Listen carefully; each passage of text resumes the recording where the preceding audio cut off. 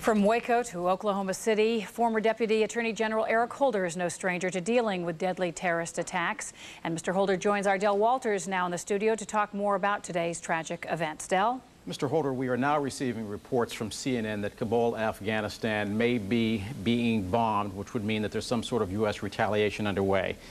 It has long been a belief that this nation will not assassinate a foreign leader or a target.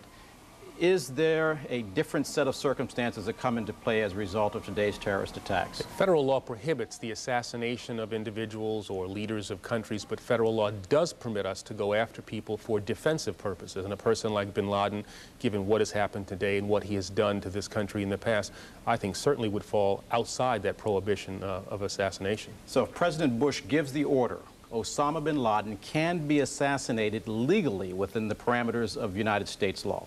Yeah, I wouldn't use the term assassination, but I would say that if the determination is made that bin Laden is behind this attack, and we certainly know that he was behind other attacks, there would be a basis to go after him specifically within American law.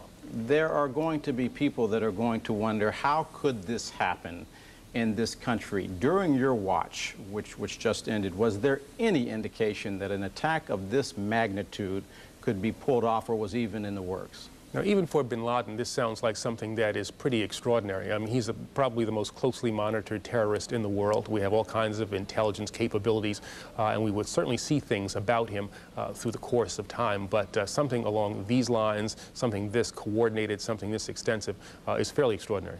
You told me that this is not the first time that there has been a terrorist attack planned using airliners. Brief our audience on what that was. Yeah, in the early 90s in the Philippines, there was an attempt, a plan was made to bring down, I think, about 11 747s. That plan was foiled, however, and the person who was responsible for it, or at least for the planning of that attack, was actually tried and convicted in New York City. There were fears in this country around the time of Y2K that we were going to see something like this then. Were there serious concerns among the FBI and Justice Department officials that airport security just was not what it should have been?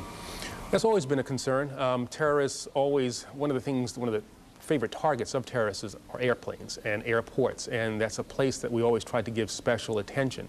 But there's always been concern that there has not been adequate security around airports, and that's certainly one of the questions we're going to have to ask once we get through this. How did these people get on these planes, I presume with some kind of weapons, or at least with an ability to overcome pilots and get into the cockpit? And briefly, before I toss back to Maureen and Kathleen, this is a personal note for you. You grew up in New York City.